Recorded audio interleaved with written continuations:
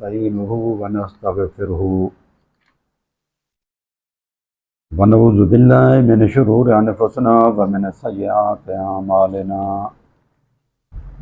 اللهم صل على محمد وعلى آل محمد كما صليت على إبراهيم وعلى آل إبراهيم إنك حميد مجيد.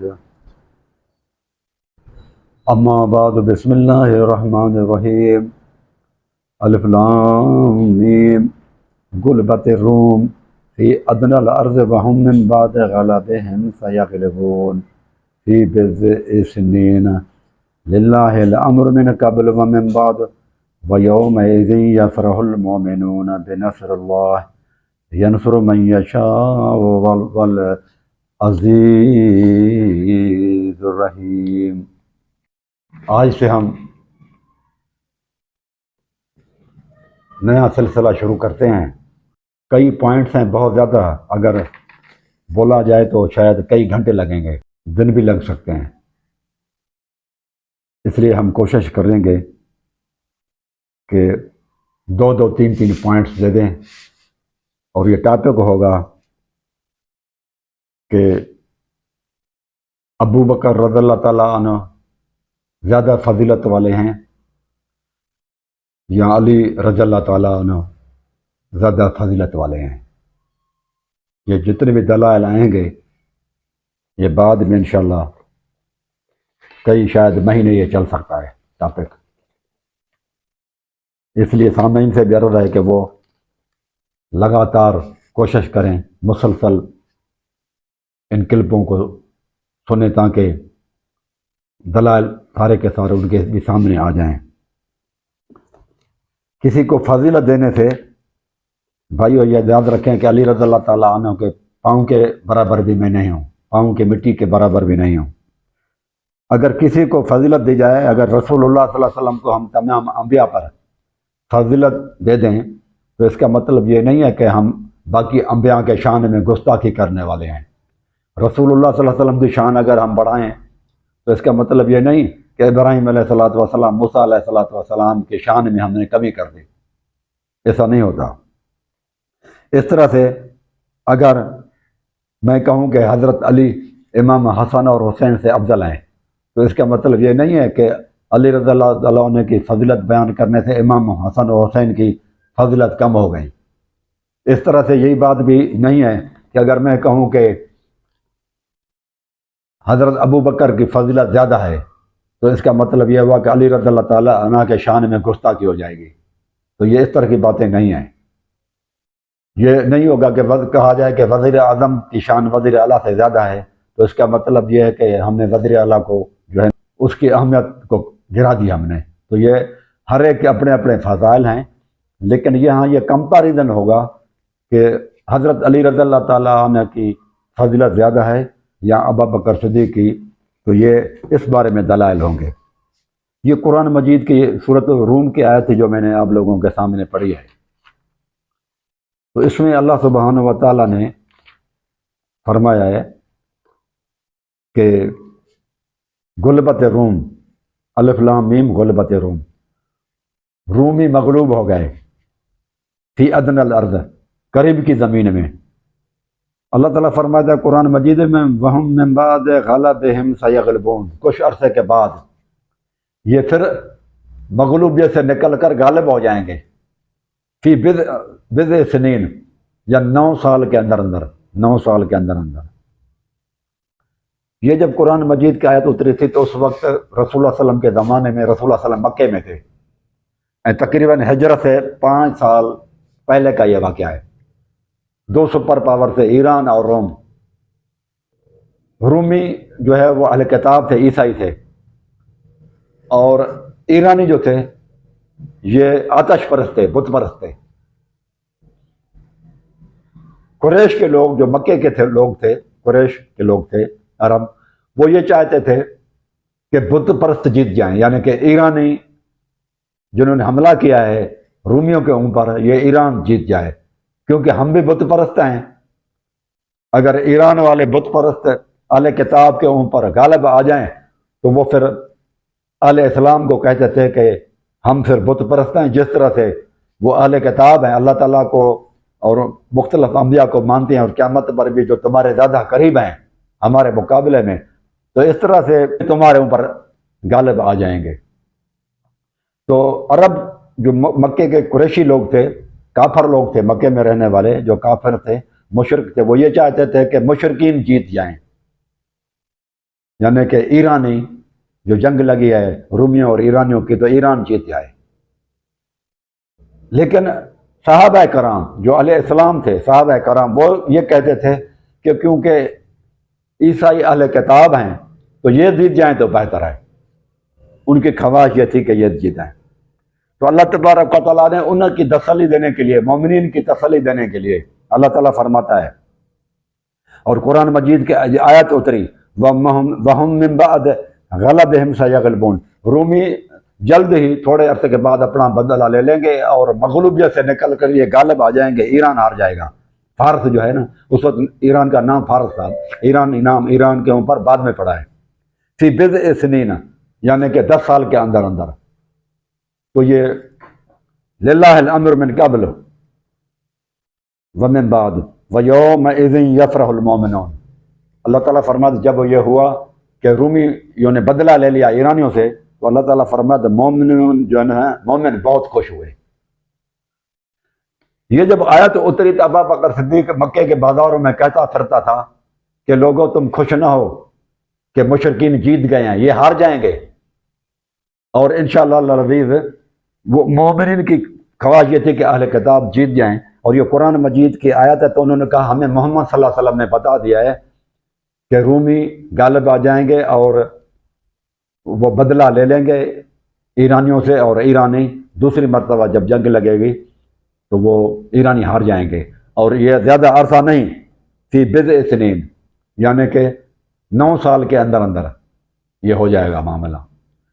تو جب یہ اعلان کرتے پھر رہے تھے، یہ ترمذی کی روایت ہے، ترمذی کے اندر ہے، باب کتاب و تفسیر کے اندر، تفسیر سورۃ روم، ترمذی شریف کی تفسیر کتاب میں تفسیر سورۃ روم میں یہ آیا ہے کہ حضرت ابو بکر اور ان کی طرف سے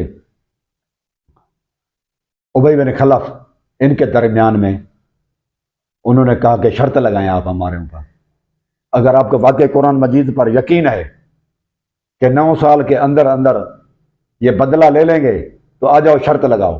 تو ابو بکر نے کہا ٹھیک ہے۔ تو رسول اللہ صلی اللہ علیہ وسلم کو ابو بکر نے بتا دیا، اور رسول اللہ صلی اللہ علیہ وسلم نے کہا ٹھیک ہے، آپ ان کو کہہ دیں کہ 100 اونٹنیوں کی شرط لگاتے ہیں۔ تو 100 اونٹنیوں کی شرط لگائی ابو بکر نے۔ کچھ روایتوں میں ہے ابی بن کعب، اور کچھ پر ہے کسی میں آیا ہے ابی بن خلف کے نام آتے ہیں۔ تو بہرحال یہ شرط لگائی گئی۔ اہل اسلام میں سے صرف اس آیت پر زیادہ یقین جس کو تھا یا جس کے پاس پیسہ بھی تھا وہ ابو بکر تھے، تو انہوں نے شرط لگائی ان کے ساتھ۔ تو الحمدللہ یہ 7ویں سال کے شروع میں وہ جیت جو ہے نا انہوں نے بدلہ لے لیا رومیوں نے۔ تو اس پر اللہ تبارک و تعالیٰ فرماتے مومن بہت زیادہ خوش ہوئے۔ یہاں پر مومن سب خوش ہوئے، یعنی علی رضی اللہ تعالیٰ عنہ بھی خوش ہوئے اور ابو بکر صدیق بھی خوش ہوئے۔ لیکن تھوڑا سا غور کریں تو ابو بکر کو یہاں پر 2 خوشیاں ہوئیں، ایک اہل کتاب جیتا، دوسرا یہ 2 سپر پاور آپس میں ٹکرائے تو دونوں کمزور ہوئے۔ تو آگے چل کر اسلام والوں کے لیے سہولت ہو گئی کہ وہ پہلے کے مقابلے میں زیادہ کمزور ہیں، دونوں نے آپس میں ٹکرا کے لڑکے اپنے آپ دونوں کو ایک دوسرے کو انہوں نے کمزور کر لیا تھا۔ تو اس کا فائدہ بھی مومنین کو ہوا آگے چل کر کہ جب وہ ان پر ایران پر فتح کیا تو انہوں نے زیادہ ریزسٹ نہیں کی، اور روم کو بھی حضرت عمر کے دور میں دونوں کو فتح کیا گیا، تو اس وقت انہوں نے زیادہ کوئی رکاوٹ وغیرہ نہیں دی، آسانی سے وہ فتح ہو گئے، کیونکہ وہ پہلے زیادہ کمزور ہو گئے تھے آپس میں لڑکے۔ تو اس وجہ سے جو مومنین کو خوشی ہوئی، تو علی رضی اللہ تعالیٰ عنہ کو بھی خوشی ہوئی، اور اس وجہ سے بھی خوشی ہوئی کہ اہل کتاب جو ہے نا وہ کم از کم اللہ کو مانتے ہیں، اپنے کتابوں کو بھی مانتے ہیں۔ کچھ مشابہت پائی جاتی تھی، مشرکین کے مقابلے میں اہل کتاب زیادہ قریب ہیں اسلام کے۔ عیسائی مشرکین کے مقابلے میں آتش پرست یا بتوں کے پجاریوں کے مقابلے میں زیادہ قریب ہیں اسلام کے، اس لیے بھی ان کو خوشی ہوئی۔ اور ابو بکر کو ایک تیسری بھی خوشی ہوئی جو علی رضی اللہ تعالیٰ عنہ کو خوشی نہیں ہوئی، وہ یہ ہے کہ کسی نے شرط نہ لگائی، ایک تو ابو بکر نے لگائی، تو یعنی کہ اس کو اس قرآن مجید کی آیت پر زیادہ یقین تھا، یقین کی صورت میں آگے تھے اوروں سے۔ دوسری یہ ہے کہ وہ شرط بھی جیت گئے، جو کہ ان کی اولاد سے بعد میں 100 اونٹنیاں وصول کی گئیں، تو ابو بکر کو وہ شرط جیتنے کی بھی خوشی ہوئی۔ اس وقت شرط حرام نہیں ہوتی، جوا اور شراب جب حرام ہوا تو اس وقت جوا وغیرہ اور شرط لگانا بھی حرام ہوا، پہلے یہ چیز حرام نہیں تھی۔ اس لیے یہاں پر یہ اعتراض نہیں کرنا چاہیے کہ یہ شرط کیوں لگائی گئی جبکہ وہ اسلام میں منع ہے، اسلام میں وہ بعد میں منع کی گئی ہے، پہلے یہ چیز منع نہیں تھی۔ اس لیے وہ ابو بکر کو زیادہ خوشی، علی رضی اللہ تعالیٰ عنہ کو اتنی خوشی نہیں ہوئی۔ علی رضی اللہ تعالیٰ نے شرط نہیں لگائی تھی لیکن ابو بکر نے لگائی۔ اس کا مطلب یہ ہے کہ قرآن مجید کی آیت پر دونوں کو یقین تو تھا، تاہم ایک آدمی شرط لگاتا ہے اور ایک شرط نہیں لگاتا، یقیناً دونوں میں فرق ہوگا۔ تو اب میں آپ لوگوں کے اوپر چھوڑتا ہوں کہ آپ لوگ خود سوچیں کہ ایمان کے حساب سے کس کی فضیلت زیادہ ہے، قرآن مجید کی اس آیت پر کس کا زیادہ یقین تھا اور زیادہ خوشی کس کو ہوئی۔ وَيَوْمَئِذٍ يَفْرَحُ الْمُؤْمِنُونَ، مومنین کو بہت خوش ہوئی۔ تو خوشی کی بھی ڈگری ہوتی ہے، ایک کو زیادہ ہوئی، ابو بکر کو زیادہ خوشی ہوئی، علی رضی اللہ تعالیٰ عنہ کو بھی ہوئی، لیکن اب آپ خود اندازہ لگائیں گے، خود ہی آپ ان آیات پر غور کر کے یہ آپ لوگوں کے اوپر ہم فیصلہ چھوڑ دیتے ہیں کہ دیکھیں کہ کس کی فضیلت زیادہ ہوئی۔ ایک اور چیز ہے، وہ بھی قرآن مجید کی آیت ہے۔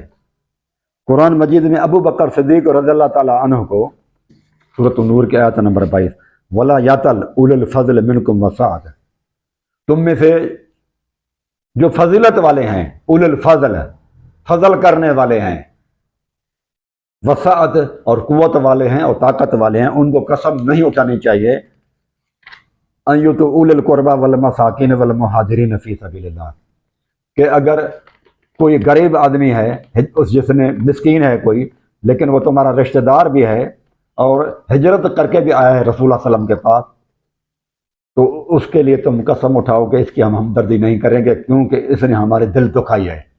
یہ آیت حضرت مصطح کے بارے میں ہے، جو حضرت ابو بکر کا خالہ زاد بھائی تھا، خالہ زاد بھائی۔ اس نے تہمت لگانے والے میں بی بی عائشہ صدیقہ کے اوپر جو تہمت لگائی گئی تھی ان میں یہ بھی شامل تھا حضرت مصطح۔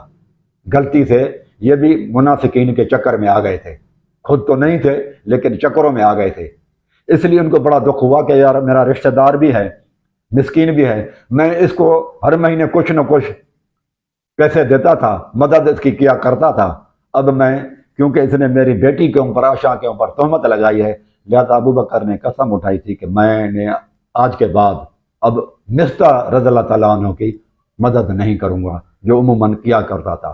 اس پر یہ آیت اللہ تعالیٰ نے اتاری کہ اور یہ کس نے قسم اٹھائی تھی، اور یہ واقعہ افق کے بارے میں عائشہ صدیقہ کے اوپر صاحب ظاہر ہے، عائشہ صدیقہ کو قریبی رشتہ داری تھا، یعنی کہ والد صاحب تھا جس نے یہ قسم اٹھائی تھی، وَلَا يَأْتَلْ أُولُو الْفَضْلِ مِنْكُمْ وَالسَّعَةِ۔ ابو بکر کے لیے اللہ تعالیٰ نے اول الفضل اور وسعت یہ الفاظ استعمال کیے، فضیلت والا، فضل والا، فضل کرنے والے۔ تو ابو بکر ایک دن فضل تو نہیں، کسی شخص کو کوئی ٹائٹل مل جائے، لقب مل جائے تو ایک دو کام کی وجہ سے تو نہیں نا، وہ تو اس کا مطلب کہ وہ عادی ہوتا ہے فضل کرنے میں لوگوں کے اوپر۔ عدل ایک ہے فضل، فضل کرنے والا جو فضل کرتا ہے اس کو فضیلت بھی مل جاتی ہے، تو وہ فضیلت والا ہوا۔ تو اللہ تعالیٰ نے کس طرح ابو بکر کو سمجھایا کہ فضیلت والے اور وسعت والے، طاقت والے، تجھے یہ چیز صحیح نہیں ہے تیرے لیے کہ تم بند کر دے، وَلْيَعْفُوا وَلْيَصْفَحُوا، تیرا کام ہے معاف کر دے۔ اللہ تحبون ان یغفر اللہ لکم، کیا تو اس چیز کو پسند نہیں کرتا کہ اللہ تجھے بھی جب تو غلطیاں کرے اللہ تجھے معاف کر دے؟ تو اللہ تعالیٰ سے ہر انسان چاہتا ہے کہ اگر میں غلطیاں کروں تو اللہ مجھے معاف کر دے۔ تو ابو بکر تو بھی پھر اپنے رشتہ دار کو جس کو کچھ نہ کچھ مدد دیتا تھا، عطیہ دیتا تھا، اس کا تجھے بند نہیں کرنا چاہیے بلکہ اس کو معاف کر دینا چاہیے۔ تو ابو بکر صدیق نے پھر اس کو معاف بھی کیا اور وہ جو ان کو عطیہ دیتا تھا ہر ماہ تو وہ بھی اس کا جاری کر دیا۔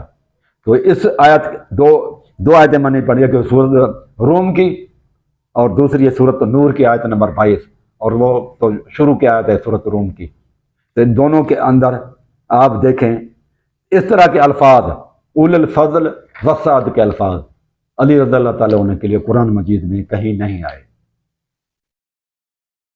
یہ خاص طور پر آپ دیکھیں، اور یہ واقعہ اس وقت کے بارے میں ہے، یعنی کہ بہتان جب اما عائشہ صدیقہ کے اوپر لگایا تھا، یہ اس کے بارے میں یہ واقعہ ہے۔ فی الحال میں اس کو ہی اکتفا کرتا ہوں اس پر، دو ان آیات کے اوپر انشاءاللہ یہ سلسلہ آگے چلتا رہے گا۔